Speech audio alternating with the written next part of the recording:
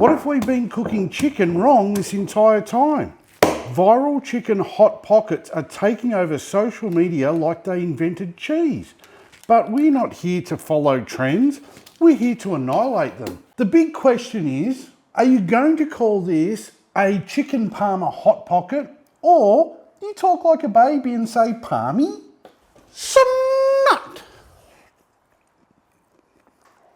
Oh, let's make a better version, the Chicken Parmigiana Hot Pocket. Because deep down, all we want to do is eat a pub schnitty in one mouthful. You'll need 1 kilogram of chicken mince. So I headed out to Gippsland Premium Meats to see Mick before he had time to marinate my chicken.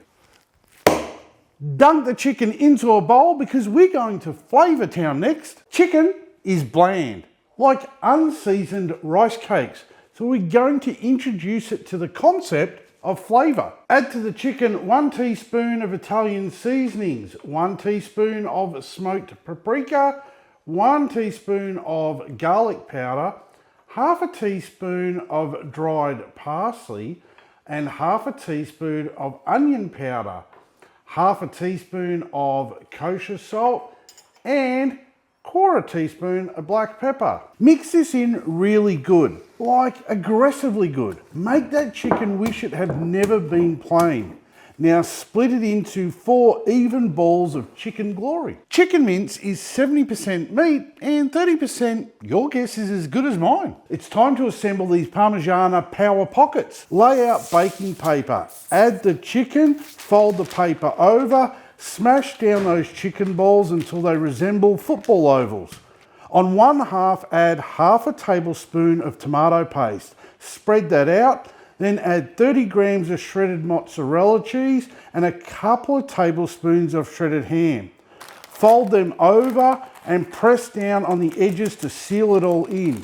Now, crack a chicken embryo into a bowl. Add a splash of milk and whisk up your chicken and cow milkshake.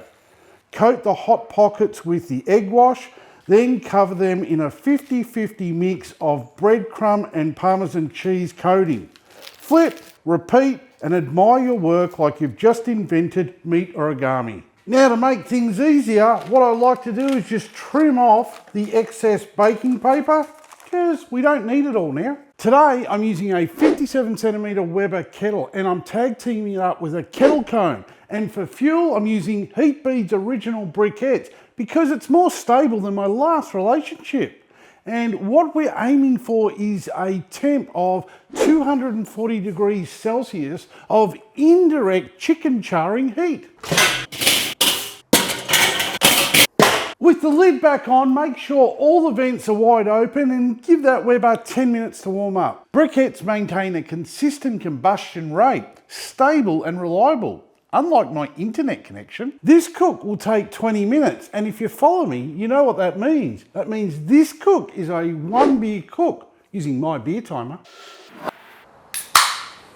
The Weber's hot, the beer's cracked, it's time to cook. Place the chicken hot pockets down on one end of the grill, away from the fuel.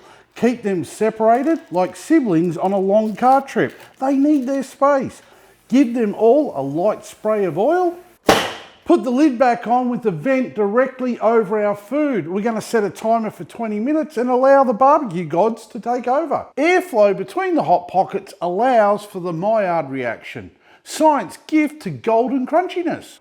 Time for a teachable moment. Did you know the Weber lid vent creates a hot spot as the cold air sneaks in and is turned into a fire dragon? It swirls all around the kettle and then it is forced out through this lid vent over our food, creating a massive hot spot. It's called barbecue science. 20 minutes is up. Let's see what pocket wizardry we've created. Golden, crunchy, cheesy. These now need to come off the heat and serve them straight away.